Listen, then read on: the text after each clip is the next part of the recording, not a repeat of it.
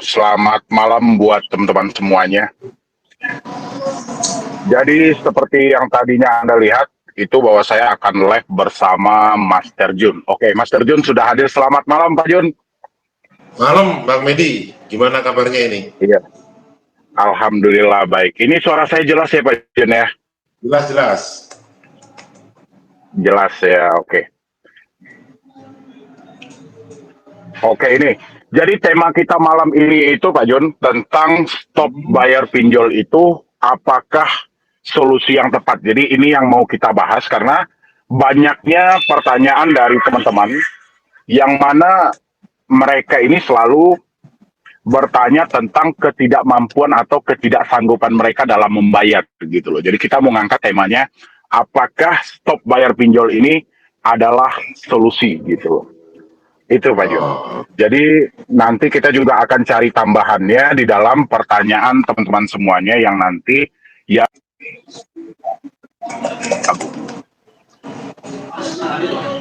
Oke, jadi ini lama ini Ya. Pak Jun tertunda live kita. Lama tertunda live kita ya. Waktu itu harusnya kita jadwalkan sebelum puasa ya, sebelum puasa. Ya. Karena berhubungan orang tua saya sakit, alhasil kita baru dipertemukan untuk disolusi hutang hari ini. Tapi kalau di sekret finansial, kita sudah beberapa kali ya Pak Jun ya? Ya, betul Pak. Oke. Itu jarang nampak saya melihat Pak Jun untuk update pinjol, itu ada kesibukan apa Pak Jun saat ini? Gini Bang Medi, malam semua ini subscribe-nya Bang Medi. Jadi kalau saya sendiri jarang update pinjol. Yang pertama ini sih lagi sibuk ngurus perkara kebanyakan Bang gitu loh ya. Jadi apa ya? Oh gitu, ada kerja lain lah gitu ya Pak Jun. Gitu. Jadi kalau untuk urusan pinjol itu memang banyak dari saya serahkan banyak ke admin. Jadi yang pegang handphone apa semua admin. Kecuali hal-hal yang urgent biasanya baru sampai saya gitu. Tapi kalau yang terkait dengan masalah konten memang di akhir-akhir ini ya, jadi kayak kemarin sudah selama puasa banyak off karena memang agak konsentrasi ke ibadah Bang gitu ya.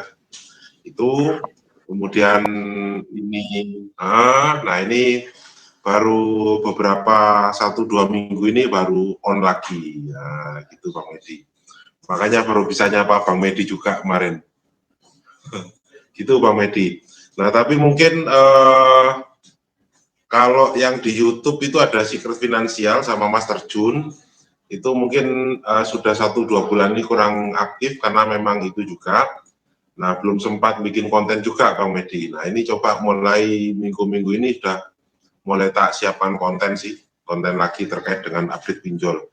Karena saya pikir kemarin tahun 2023 banyak pinjol yang ditutup, ternyata akhir-akhir ini ngetren lagi gitu loh masalah pinjol ini, dan korbannya juga sudah mulai banyak gitu loh Bang Medi. Itu sih.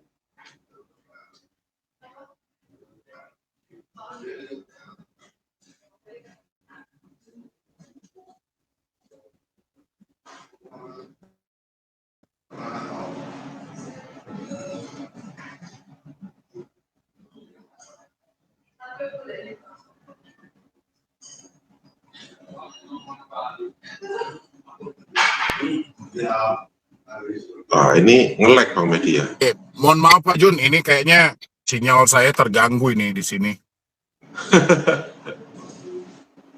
Iya, itu suara saya masih jelas nggak di situ buat teman-teman yang lain? Boleh dong dikasih masih Bang, masih jelas gitu. Masih jelas ya, karena di sini memang cuacanya juga kurang bagus Pak Jun, jadi agak nge-lag dia. Oh ya. Jadi ya, mungkin jadi memang ada kesibukan lain ya Pak Jun ya? Ya, ada kesibukan lain Bang terkait jarang bikin konten. Mungkin dalam waktu ini mulai coba bikin konten lagi nih terkait dengan masalah pinjol karena mulai rame lagi nih. Iya, oke. Jadi gini Pak Jun, jadi saya penasaran ini, saya mau bertanya. Sekalian saya juga dulunya adalah salah satu pengikut Pak Jun waktu zaman saya terjebak pinjol. Dan kita itu kayaknya pertikian kita bikin channel itu mungkin beberapa bulan aja ya, tapi masa Pak Jun bikin channel itu, oh, saya masih dalam suasana terjebak pinjol. Jadi Eh, saya mau menyampaikan ini, pertanyaan saya itu adalah, apakah mungkin stop bayar pinjol ini adalah solusi terbaik saat ini Pak Jun, mengingat tidak ada solusi sama sekali dari OJK gitu. iya, gini Bang. Jadi kalau menanggapi seperti itu Bang ya, bagi saya itu karena tidak ada pilihan. Sebenarnya gini sih, jadi teman-teman semua mungkin ya, pilihannya tidak ada. Contoh misalkan gini, kalau toh tidak kita bayar, kalau toh kita bayar, tidak ada jaminan hutang kita lunas, terutama pinjol ilegal. Karena legal sekalipun, kalau kita punya pinjaman di legal bank dan kita bayar, data kita itu sama DC juga disebarkan kemana-mana, diperjualbelikan, sehingga berdampak akhirnya apa ya, oknum-oknum DC ilegal itu juga nagih, Bang. Jadi banyak sekali kita berdua yang ngadepin kasus orang yang tidak ikut minjol itu juga ditagih oleh pinjol. Oke, ditagih oleh Itu pinjol ya, masalahnya. yang nggak ikut minjol ya. Nah, seperti itu. Kemudian selanjutnya, andai kan kita bayar ya. Andai kan misalnya tidak kita bayar kan paling dampaknya teror. Teror ya. Kalau yang mungkin legal kan paling BI checking, Bang. Nah, kalau kita bayar seperti tadi mungkin dampaknya tidak lunas juga. Kemudian yang kedua, nanti juga tidak jelas juga pembayarannya seperti apa. Karena banyak juga sering kita sudah membayar juga, tapi juga belum lunas. Ada kurang biaya ini, biaya ini, biaya ini. Jadi tidak jelas angkanya. Makanya saya sering menyampaikan, tidak dibayar itu solusi terbaik. Gitu ya. Kemudian juga kalau kita bayar, sama aja kita menyuburkan pinjol di Indonesia. Karena bisnis pinjol akhirnya berkembang besar, berkembang pesat, karena dari orang-orang yang minjol ini, karena kan bunganya makin besar, Bang. Itu bunganya sangat besar. Nah, Oke gitu. itu Jadi yang stop bayar membuat, pinjol adalah solusi ya. iya memang tidak ada pilihan lain, Bang. Nggak ada pilihan lain. Oke. Oke. Pinjol merajalela. Ini ada pertanyaan ini, Bang. Jadi Pinjol merajalela, gestur merajalela. Ini keduanya harus dimusnahkan. Nah, gimana nih, Bang? Jadi memang ya semuanya memang harus dimusnahkan gitu loh. Cuman kita coba beranjak, saya masih penasaran tentang yang tadi Pak Jun. Karena gini, stop bayar pinjol, apakah solusi? Memang kata Pak Jun tadi, berdasarkan keterangan Pak Jun tadi, itu memang solusi yang tepat ya, bahwasannya tidak ada jaminan bahwa hutang lunas, data pun aman. Oke, jadi saya pengen mendengar Nah, juga dari Pak Jun, kira-kira dampak yang paling buruk yang akan diterima oleh teman-teman yang galbay ini apa Pak Jun? Kira-kira gitu dari kacamata segi hukum Pak Jun bisa dari selama pengalaman yang ada gitu. gini, Bang, kalau saya paham itu ya. Oke. Yang paling berat itu ya, kalau segi hukum, penyelesaian dari segi hukum itu yang paling berat kan paling BI checking. Yang PICK. kedua, Oke. beberapa aplikasi ada DC-nya. Itu aja. Oke. Kalau dulu sempat awal-awal kita Bang, mungkin sekitar 2 tahun yang lalu itu ya, itu kan ada Bang itu, Iya. ada beberapa yang di GS ya, di Gugatan Paibatan Sederhana, tapi akhirnya kan tidak manjur juga Bang, karena tidak ada eksekusi atas aset, tidak bisa dieksekusi juga putusan, jadi menang di atas kertas. Akhirnya putusan pengadilannya buat nakut-nakutin yang ada itu Bang. Itu seperti itu. Berarti endingnya debt collector ini hanya menakut-nakuti ya Pak Jun ya? Karena bisanya itu Bang. Ya oke. Jadi gini, ini satu lagi Pak Jun. Ini kan karena paling banyak ya, saya rasa juga teman-teman juga pengen dengar dari Pak Jun sebenarnya gitu loh ya. Karena gini Pak Jun, orang semuanya menyatakan tidak mampu dan tidak sanggup. Ya, dia ingin nih, oke, semua saran kita dia akan pengen dengerin. Stop bayar pinjol pun oke, nggak usah bayar pinjol pun oke. Cuman ada satu hal yang mengganjal di pikiran mereka tentang DC datang ke rumah. Tentang DC datang ke rumah. Kira-kira menurut Pak Jun, terlepas dari sebuah pemikiran yang seperti ini, ada nggak solusi lain untuk menghilangkan rasa takut mereka dari satu perkataan kapan DC datang ke rumah? Gini Bang, saya itu kan punya grup seluruh Indonesia ya. Jadi ada grup seluruh Indonesia. Ya. Gini yang saya pahami gitu ya. Tidak semua aplikasi ada DC-nya. Satu. Yang kedua, tidak semua aplikasi. Tidak semua aplikasi dan tidak semua daerah ada DC-nya. Itu. Berarti 2 poin ya. Oke. Iya. Tidak semua gitu ya. Jadi ketakutan itu kan memang apa ya, memang ditakutkan, memang ngancapnya kita akan datang, terus akan lapor polisi, akan gugat ke pengadilan, memang ancamannya seperti itu. Tetapi itu hanya ancaman. Nah, kalau memang misalkan kayak beberapa aplikasi ya, contoh kayak HCI, Akulaku, terus ada beberapa juga, terutama yang pasti yang legal, itu ada beberapa daerah yang punya DC. Jadi ada beberapa daerah yang punya DC gitu ya. Ini kayak di Jakarta, ada pun datangin Om yang di Jakarta. Kalau aplikasinya legal, kemungkinan untuk wilayah Jakarta ada. Tapi saya nggak hafal. Jakarta ada gitu ya. Tapi di grup Jakarta nanti ada itu, silakan tanya aja yang ada masuk grup saya di Jakarta. Nah nanti ada, teman-teman akan update itu ya. Jadi paling berat itu, kalau yang sampai ke langkah hukum nggak ada Bang. Makanya mereka bisanya sampai ke langkah hukum nggak ada berarti ya? Nggak ada. Makanya sering saya sampaikan Bang Medi. Jadi kalau memang dari DC itu ngancam ke langkah hukum, ya sudah tantangin sekalian, nggak usah nagih sekalian, tak tunggu laporan polisinya atau rilas pengadilan seperti itu. Kredivo di Bali ada nggak Bang? Ada DC-nya. Tapi hanya di wilayah kota. Tapi kalau Anda tinggalnya di bawah ke gunung mana? Gunung apa itu? Gunung Agung Bali enggak ada di sini. Nggak ada ya. Berarti kalau pinjol legal itu hampir menyeluruh di semua pusat kota besar di Indonesia ya, Pak Jun ya? Ada Bang. Meskipun enggak semuanya, Bang. Meskipun nggak semuanya, oke.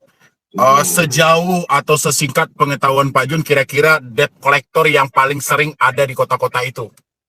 Karena ini kita membahas ada 102 pinjol legal nih saat ini gitu loh. Karena teman-teman ini pasti akan menggandeng dengan pinjol mereka gitu. Kalau seluruh Indonesia nggak begitu hafal saya Bang.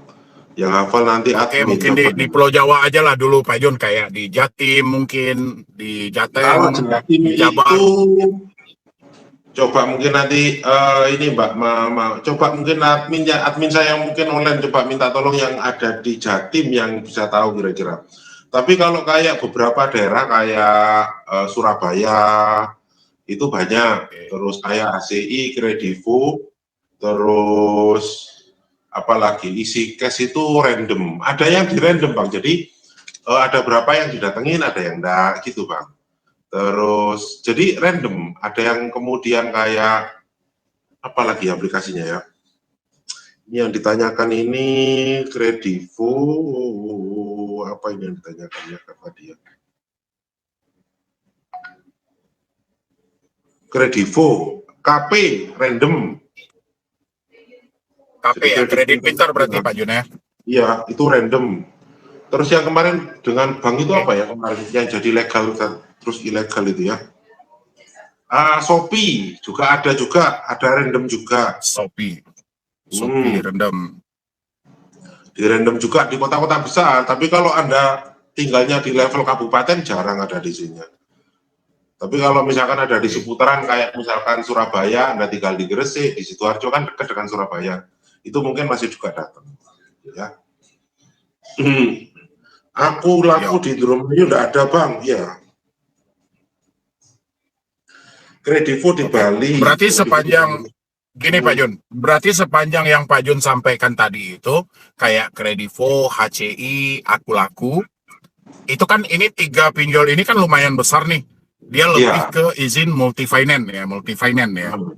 Kalau Akulaku kayak Kredivo, HCI itu kan mereka lebih ke fintechnya, lebih ke pengkreditan barang berarti ya. Tapi kalau Hmm. untuk di dalam daftar 102 pinjol legal, itu mungkin nggak habis hitungan 10 jari ya, yang ada di kolektor lapangannya ya. Iya, sedikit Bang. Sedikit ya. Oke. Jadi gini lagi Kalau Pak Jun, jadi saya juga penasaran nih, mumpung ada Pak Jun gitu loh, jadi mumpung ada Pak Jun. Jadi sebenarnya Pak Jun, ya, tentang tata hukum perdata ini dari segi perbankannya sendiri, contoh pinjol, ini sebenarnya ini memang mau diangkat ke jalur itu akhirnya atau hanya sebatas tekanan DC seperti yang sudah-sudah aja? Karena Pak nggak Jun kan ada, sudah hadir tuh, nggak ada ya? nggak ada. Jadi yang bahkan saya punya grup itu kan hampir nasional gitu ya. Jadi sudah saya pecah menjadi hampir kurang lebih sekitar 80 grup gitu ya. Nah, Iya. itu sampai sekarang saya tidak menemukan pinjol yang gugat perdata, Bang. Jadi tidak ada Belum sekarang. ada ya? Gitu ya. Belum ada. Bahkan kalau mungkin dari teman-teman mungkin pernah digugat oleh pinjol, makanya kemarin sempat saya tantangin kalau dapat gugatan dari pinjol, info saya, nanti saya tugaskan kantor cabang saya terdekat untuk dampingin. Itu enggak, saya belum menemukan itu. Gitu ya. Oke. Nah, kalau ada yang kemarin itu apa ya? Kredivo yang Pak Jun bilang. Ada Kredivo DC-nya. Kemarin itu kecuali kalau Kredivo itu barang, Bang. Itu pun sama, Barang, paling barang nagih. ya. Nagih, kalau enggak itu barangnya enggak ada, mereka mau lapor sama aja, enggak lapor-lapor juga, Bang. Oke. Jadi gini Pak Jun.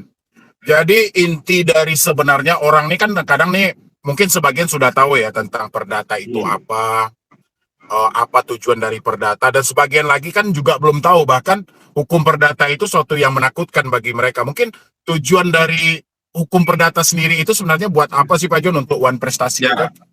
Biar teman-teman yang lain juga tahu gitu loh.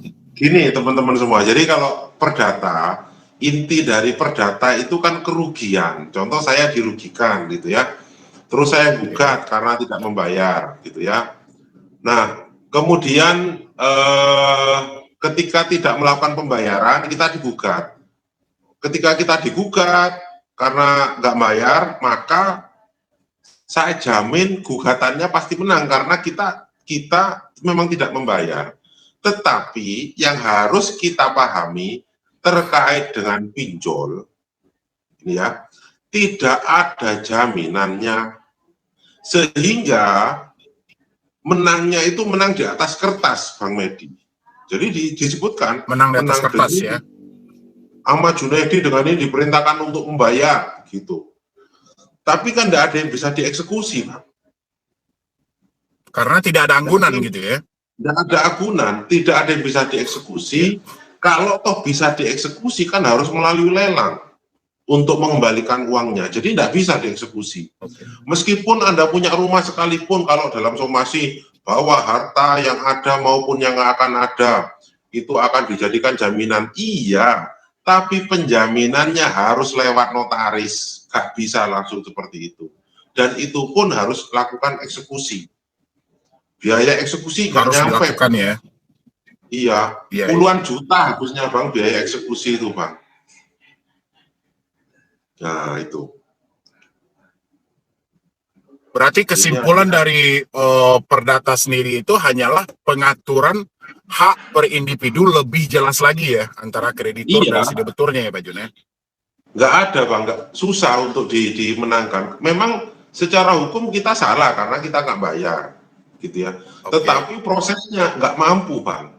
Kemarin ada beberapa, jadi mungkin pengacara, beberapa rekan pengacara yang gabung dengan beberapa perusahaan pinjol untuk membantu perusahaan pinjol itu melakukan GS, gitu ya. Nah, akhirnya kan sama aja Bang, tidak bisa dieksekusi, duitnya juga tidak kembali. Karena memang diperintahkan oleh pengadilan untuk membayar, tapi sama aja. Kalau kita nggak mau bayar, kita mau apa? Karena memang nggak ada aset jaminannya. Gitu. Oh, Makanya berarti kalau hasil dari sidangnya itu, oke, tunggu dulu Pak John. Jadi hasil dari sidang perdata ini walaupun sudah ada keputusan tetap, tapi itu juga tidak mengikat itu ya. Jadi misalnya kalau kita tidak melakukan pembayaran, itu bisa mengarah ke suatu unsur pidana tidak ya? Ntar Bang, tak minum dulu. Oke, minum dulu Pak John, biar santai aja gitu loh. LBH juga tutup Bang Jadi, untuk pemalsuan pinjol. Ya oke, jadi lanjut Pak John. meskipun itu apa ya, diputuskan kita untuk membayar, tetapi tidak bisa dieksekusi karena jaminannya nggak ada. Terus apakah terus jadi pidana? Nggak bisa Bang, karena di situ jelas nggak bisa ya? Iya, kan jelas ada uang prestasi. Iya. Dia juga tutup Bang untuk permasalahan pinjol, nggak ada. Ya biarin aja kalau mau bayar. Seperti itu kan nggak ada duitnya Bang. Iya. Karena gini Pak John, kenapa saya bertanya seperti itu? Karena banyak teman-teman yang menganggap ada satu ancaman pinjol setelah diperdata akan masuk ke pidana. Dia beranggapan setelah ada putusan perdata, dia akan diproses ke jalur pidana dengan dasar penipuan. Makanya saya minta kejelasan lebih lanjut dari Pak John. Ternyata semua itu tidak terlalu mengikat gitu ya. Nggak bisa Bang. Nggak bisa ya. Nggak bisa. Kalau jelas di situ pasti gugatannya menyatakan Ahmad Junaid diwan prestasi dengan tidak melakukan pembayaran utang. Kalau itu uang prestasi kan, kalau penipuan kan masuknya ke perbuatan melawan hukum ya. Tetapi uang prestasi itu tidak bayar utang. Dan aturannya tidak dapat dipenjara orang yang tidak mampu bayar utang. Selesai Bang, tamat. Gitu. Oh, tamat ya. Oke, ini satu lagi nih Pak Jun, tentang konsep tata hukum pidana juga. Jadi gini, saya keseringan mendapat pertanyaan gini, Bang, saya ini meminjam di pinjol dengan alamat di tempat A. Sekarang saya sudah berada di tempat B. Apakah itu termasuk pemalsuan data? Bagaimana Pak Jun? Enggak. Ini secara dari pandangan hukum Pak Jun gitu loh. Nggak palsu. Jadi dalam hukum itu ada de facto dan de solen dan dasen, atau de facto dan de jure, Bang. De jure, KTP saya misalkan itu, KTP saya itu ada di Surabaya. Faktanya saya tinggal di Jakarta. Gitu ya. Nah, terus kita pinjol saya pakai data Surabaya, terus pinjol dapat cair semua, kita pindah ke Jakarta.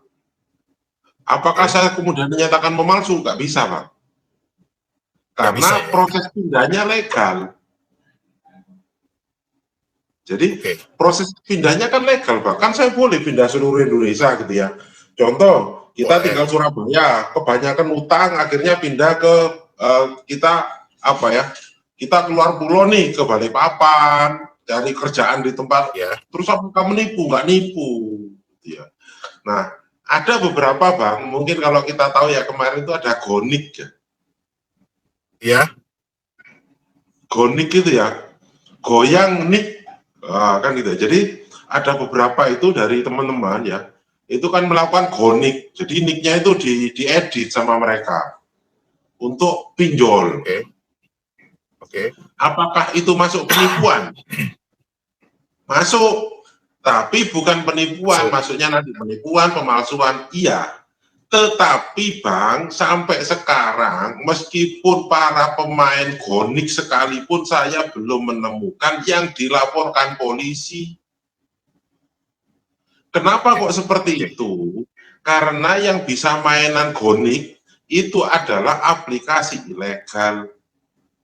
Wong keberadaan mereka aja ilegal, masa mereka mau melaporkan yang ilegal juga? Kan tidak mungkin, Bang. Dan sampai sekarang nggak ada yang dilaporkan. Oke, berarti itu standar dari yang jokinya ya, Pak Jun ya. Joki, jadi mereka mengedit KTP yang dikeluarkan oleh pemerintah gitu ya. Tapi pada dasarnya, walaupun tindakan mereka salah sampai detik ini, itu belum ada yang dilaporkan ya. Oke, berarti soal pindah tadi tidak memenuhi unsur ke tindakan pidana, terutama pemalsuan ya Pak Jun ya? Nggak bisa Bang, ini tuh Neku sering kirim somasi. Somasi itu kan gini toh, Ya, teman-teman gini ya, orang nyomasi biar nggak berat-berat gitu ya memahaminya. Oke. Somasi itu kan ngingetin kalau kita punya utang. Kan surat peringatan namanya somasi gitu loh. Ngingetin kalau kita punya utang belum dibayar. Ya nggak apa-apa kan kita ngingetin. Kita kalau hanya saja mungkin duitnya aja kita yang utang nggak inget, cuman yang utangin inget kan itu masalahnya Pak. Nggak apa-apa, kirimkan aja yang banyak gitu loh ya. Nggak apa-apa kalau somasi itu. Kalau ganti nomor gimana tuh Pak? Nggak apa-apa, itu kan hak kita. Mau diganti nomor, mau handphonenya dibuat, nggak apa-apa, hak kita. Boleh. Ganti nomor juga nggak ada masalah gitu Pak Jun ya. Nggak masalah. Wong itu bukan, itu hak asasi kita toh. Mau ganti nomor, mau ganti handphone, nggak masalah. Oke, gini Pak Jun. Jadi mengingat karena terlalu banyak nih yang galbay saat ini tidak mampu saat ini gitu loh. Sebenarnya hal yang paling penting harus mereka lakukan di tengah situasi seperti ini apa kira-kira Pak Jun? Yang paling terpenting gitu. Ya, sebenarnya gini, jadi yang paling penting itu nguatin mental kalau menurut saya. Kuatin mental, oke? Kuatin mental. Karena mental itu yang paling utama. Kita kalau kita sudah kuat, kondisikan orang di sekitar kita. Contoh istri kita, contoh keluarga kita, contoh lagi nanti rekan kerja kita. Itu yang paling penting menurut saya. Karena apa? Banyak Bang, saya mengalami itu banyak pengaduan, banyak juga konsul ke saya. Orangnya kuat Bang, gitu ya. Tapi yang jadi DC itu, yang diteror DC itu istrinya. Istrinya yang neror suaminya itu lebih jadi dari DC Bang. Gimana itu Bang? Bayar utangnya, wah pusing lah kalau istri yang ngajak marah kan gitu. Terus mertua juga kita kuat, orang di sekitar kita enggak kuat. Nah itu. Jadi yang sering memang kalau kita kuat di situ akan menteror orang yang ada di sekitar kita. Nah itu yang harus teman-teman sekalian harus kondisikan lah. Gitu ya. Kalau saya selalu menyimpulkan kalau di video itu Pak Jun, coba jujur dengan orang paling dekat gitu. Masa dia bisa jujur dengan kita sama orang dekat nggak bisa jujur? Bahkan teman tidur pun dibohongi Pak Jun.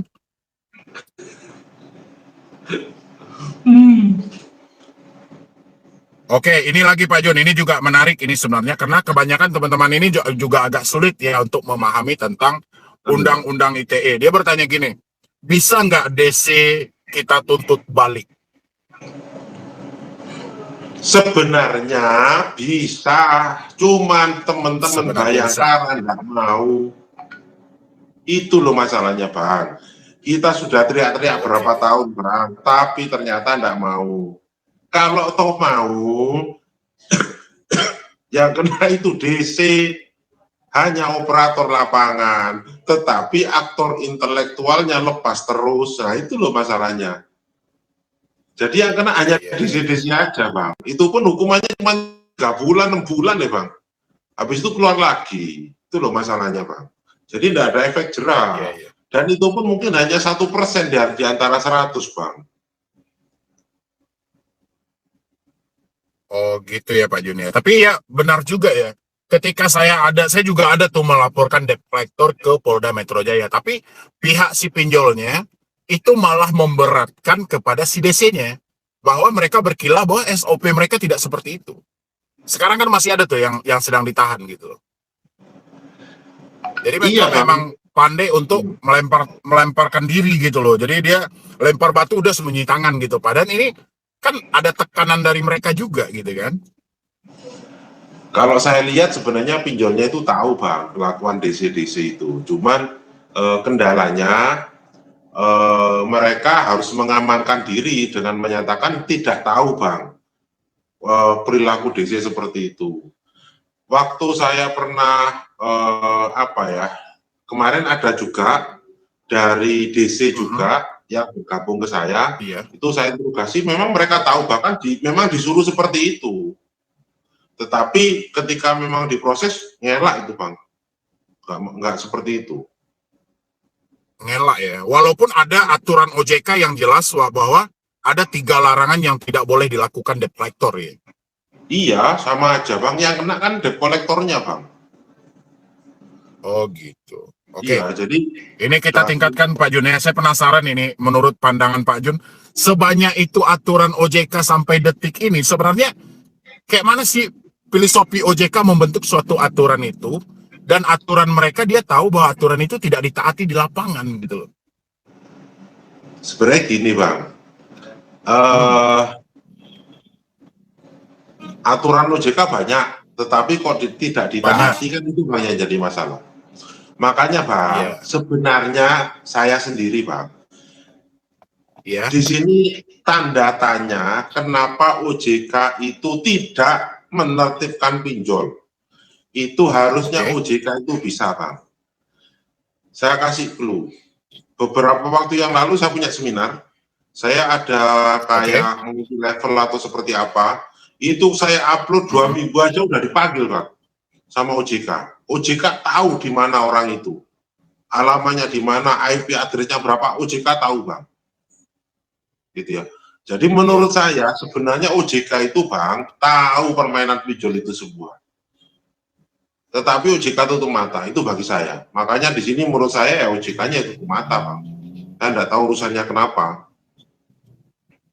Gitu. oh Jadi gitu ya. Berarti memang seperti ya itu. kita hanya bisa menduga-duga aja gitu ya, Ya, kita menduga-duga. makanya pernah Bang, waktu kemarin saya ngadakan seminar, saya undang Bang, Oke, OJK itu Bang. Di mhm, dalam seminar dibantai Bang, nggak bisa ngomong orang OJK-nya itu. Akhirnya itu yang dilakukan oke, apa? Ya apapun saran dari para masyarakat kita terima untuk kita perbaikan. Ya seperti itu kan klise Bang. Dari zaman Pak Karno dulu kan gitu ucapannya pejabat itu Bang. iya, iya, iya, Iya, bahkan oke, kemarin itu sempat juga gini. aha, Jadi kesalahan OJK itu kita buka sampai matanya itu sudah karu-karuan. Nyampaikannya gini, Bang. Apapun itu ucapan caci maki kita anggap sebagai kotoran yang dilemparkan ke kita. Tapi itu akan kita oke. jadikan pupuk. Nah itu orang OJK yang bilang gitu, Bang. Orang OJK yang bilang ya. Iya, jadi waduh ini lah, terus dampaknya itu kan bukan masalah itu. Ini kan ada dia punya kewenangan. Korbannya masyarakat, terus keberadaan OJK itu seperti apa kalau jadi seperti itu kan gitu Bang. Iya, iya, iya, iya. Pak Jun nengok nggak ada berita terbaru bahwasannya ada 23 pinjol yang mengalami TWP 90. Jadi Gimana kerugian Bang? mereka itu di bawah lebih dari 5%. 23 pinjol legal. Ya. Kerugian dia itu lebih dari 5%. Tapi di situ saya cukup cukup penasaran itu OJK malah melibatkan tentang kredit scoring. Kredit scoring itu OJK beranggapan si pinjol tidak melakukan penilaian terhadap nasabahnya. Oke, pertanyaan saya, selama ini Pak Jun pernah lihat nggak bahwa pinjol itu menilai dulu nasabah sebelum diberikan pinjaman? Gini Bang, Oke, hampir tidak ada scoringnya. Karena nggak mereka ada ya punya berarti scoring ya. sendiri. Nggak ada Bang. Scoring mereka itu kan gini. Yang pertama, scoringnya ya kalau kita bicara kembaan analis lah, analis kreditnya apa Oke, ya, oke, pinjol ya. analis. Itu dilihatnya itu paling nomornya lama atau enggak, register teleponnya ada apa Oke, enggak gitu ya. Kemudian oke, kontaknya banyak apa enggak. Kan itu yang dilihat malah Bang. iya, Terus handphonenya lama apa enggak, terus merek handphonenya apa untuk menentukan limit. Kalau handphonenya bagus limitnya besar, kalau handphonenya enggak karu-karuan limitnya kecil kayak gitu. Terus nomornya bagus apa iya, enggak, kan itu Bang scoringnya. oke, Jadi iya, kalau kita bicara tentang scoring seperti kartu kredit enggak ada Bang. Terus nomor nggak telepon yang ada bisa ya. dihubungi enggak ada Bang. Karena gini Pak Jon, dia menariknya itu, OJK seakan-akan terkejut. Ada satu orang yang meminjam lebih dari 10 aplikasi. Dia beranggap ada kualitas tentang kredit scoring yang tidak berjalan sempurna, kan itu. Ya, Hmm. padahal itu kan cuma pengalihan bahwa sebenarnya OJK tahu selama ini si pinjol tidak berpatok pada penilaian. Si pinjol lebih berpatok seperti penyampaian Pak Jun tadi. Dari data, galeri, kontak gitu kan. Sekarang ada yang Hmm. paling terbaru Pak Jun. Ini baru dimunculkan juga tanggal 11 kemarin. bahwasannya AFPI membentuk satu aturan untuk pembatasan P2P lending. Jadi memang mereka itu akan mengaktifkan credit scoring. Jadi dari situ setiap orang cuma dibolehkan meminjam 1 sampai 3 aplikasi pinjol legal saja. Cuma saya berpikirnya gini Pak Jun, kalau seandainya hal ini diberlakukan oleh AFPI, ini membuka peluang besar untuk pinjol ilegal memberikan pinjaman terhadap nasabah. Kalau menurut Pak Jun, gimana itu tentang pembatasan yang mau rencana direalisasikan oleh AFPI tahun ini? Sama aja Bang, kayak kemarin itu ya, kan orang hanya boleh punya kartu kredit berapa ya? 1 enggak salah. Untuk yang Ya, pendapatnya kalau kartu kredit kan 10 juta. sampai 3 bukan? 3 atau 1 Iya, ya? 3 ya. Kalau kartu kredit, ya. Iya, sama aja Bang. Sekarang misalkan penerbit kartu kredit itu ada 24. Satu orang hanya dibatasi 3. Terus lihat yang lain, marketingnya kemana? Kan sama aja Bang. Akhirnya kalau seperti itu ya, kita batasi ya, itu padahal kalau kita bicara kartu kredit itu kan legal Bang. Apalagi pinjol yang banyak ilegalnya, nggak karu-karuan nanti jadinya Bang. Sama aja kalau itu hanya kita bicara regulasi aja. Intinya kalau menurut saya ya,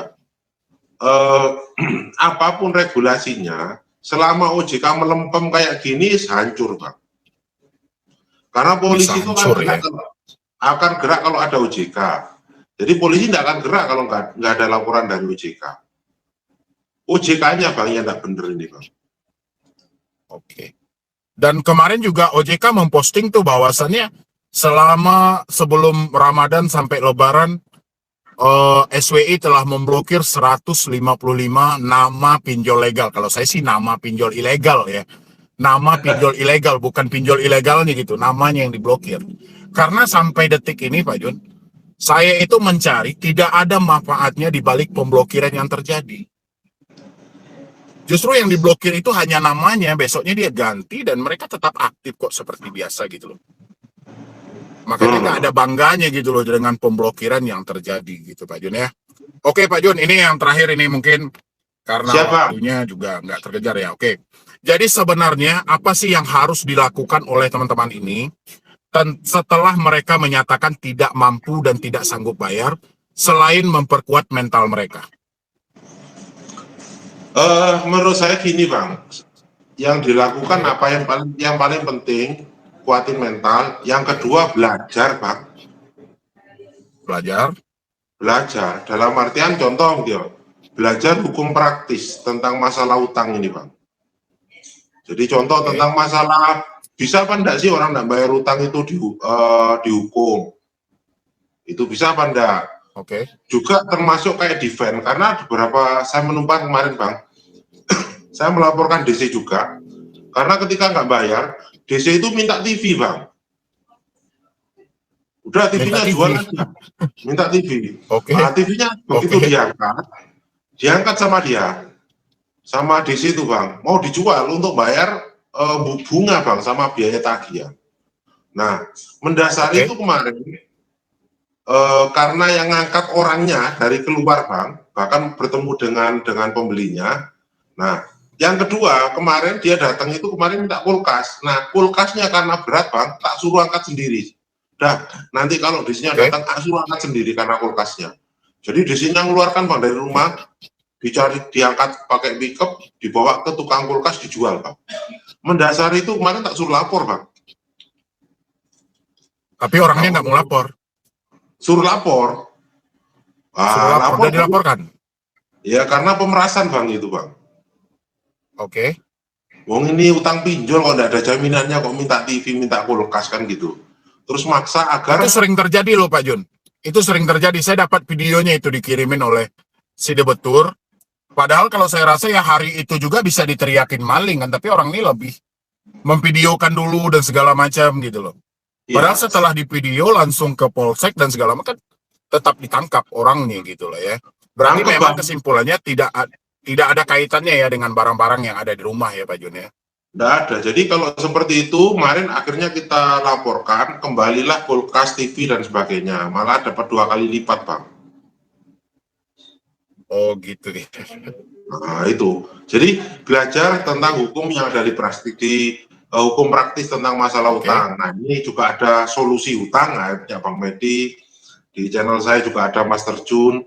Nanti ada juga Iya. postingan di IG, di TikTok seperti itulah. Belajar-belajar tentang itu aja. Nanti akan ketemu semua, Anda pelajari. Nah, kemudian yang kedua, selanjutnya, sering kita nggak kuat, Bang. Gitu ya. Iya. Sering nggak kuat.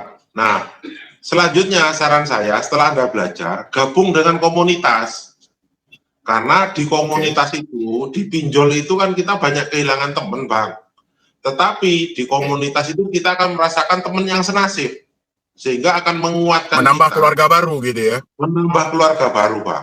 Nah, gitu. Oke. Jadi, menambah keluarga baru, di situ kita saling belajar dari pengalaman orang. Jadi mungkin orang pernah mengalami di posisi kita, nah, kita bisa belajar dari sana. Dan itu guru terbaik karena bukan ngomong tapi belajar dari pengalaman. Nah, seperti itu Bang menurut Oke. saya, Pak. Oke. Jadi kalau untuk mengganti kartu alternatif awal nggak Pak Jun? Untuk menghadapi teroran yang ada saat ini. Wah, itu paling bagus Bang. Ya sudah ganti kartu aja biar nggak pusing-pusing. Tapi sebelum ganti kartu, saran saya kontaknya di-save dulu di email. Nah, sehingga nanti ketika kita ganti kartu, bisa kita broadcast orang-orangnya. Kalau nanti tanya, loh ini kok handphone saya hilang atau apa gitu ya, pakai ini nomor saya yang baru. Nah, nanti kok kontaknya nyambung ke email, kayak seperti itu. Jadi, untuk meredakan yang paling utama, paling menurut saya paling mudah, ganti kartu dulu, Pak. Oke, berarti ganti kartu juga salah satu solusinya. Oke Pak Jun ya. Jadi ini saya rasa juga sudah mau mendekati 40 menit. Jadi sepanjang pembicaraan saya dengan Pak Jun tadi yang saya tangkap di sini mungkin hal yang perlu diperhatikan oleh teman-teman yang paling pertama adalah mental. Yang kedua dari segi yang ditakut-takuti oleh debt collector itu sudah dijawab oleh Pak Jun. Sebenarnya itu hanyalah bagian dari pola penagihan, begitu ya Pak Jun ya. Dan habis itu kalau untuk alternatifnya yang paling cepat itu adalah kita mengganti kartu tapi data-data kita dipindahkan dulu ke email. Dan itu tidak bermasalah, ya begitu ya Pak Jun ya? Ya, siap Bang. Oke, mungkin ada tambahannya yang lain Pak Jun sebelum kita akhiri untuk live ini. Saran saya untuk teman-teman semua, untuk yang sekarang lagi bermasalah dengan pinjol, yang pertama tak doakan biar cepat selesai masalahnya.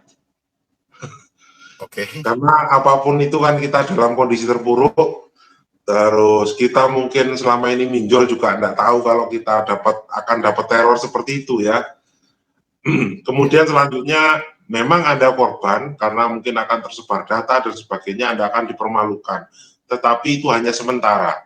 Daripada harus habis harta kita untuk membesarkan pinjol, untuk bayar utang pinjol, akan habis semua harta kita, tidak akan selesai utangnya. Nah, jadi kuatin mental, kemudian kondisikan banyak pelajaran-pelajaran di channelnya Bang Medi, di channel saya juga banyak, ikuti terus. Nah, ikuti terus, pelajari terus, kalau ada yang tidak kurang jelas, tanyakan. Ya, tanyakan, nah ini masalahnya seperti apa, mungkin saya pas longgar bisa saya jawab, Bang Medi longgar, Bang Medi jawab, seperti itulah. Jadi kuatin mental terus, nah, dan jangan takut, itu yang paling penting.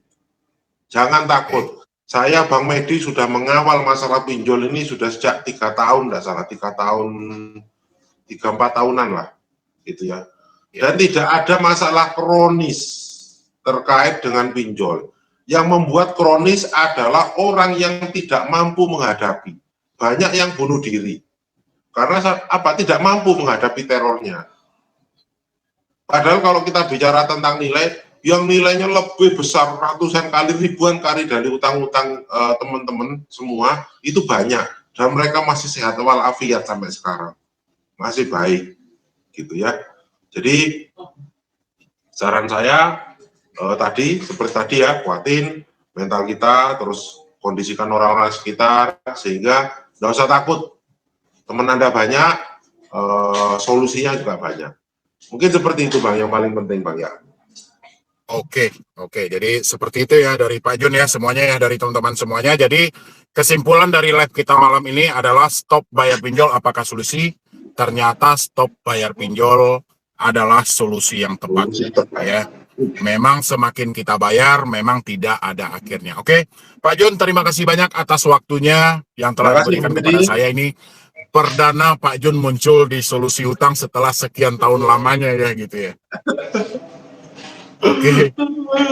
Oke Pak Jun, terima kasih Ya, banyak terima dan kasih, Bang Budi. buat teman-teman yang lainnya juga terima kasih telah hadir dan live ini mungkin sampai di situ dulu. Kalau ada salah pembicaraan kami mohon maaf dan ikuti selalu channel saya Solusi Utang MB dan channel Pak Jun Secret Finansial atau Master Jun ya, nanti akan menjawab semua keraguan Anda ya. Oke Pak Jun, jadi saya akhiri dengan Assalamualaikum warahmatullahi wabarakatuh. Waalaikumsalam warahmatullahi wabarakatuh. Terima kasih.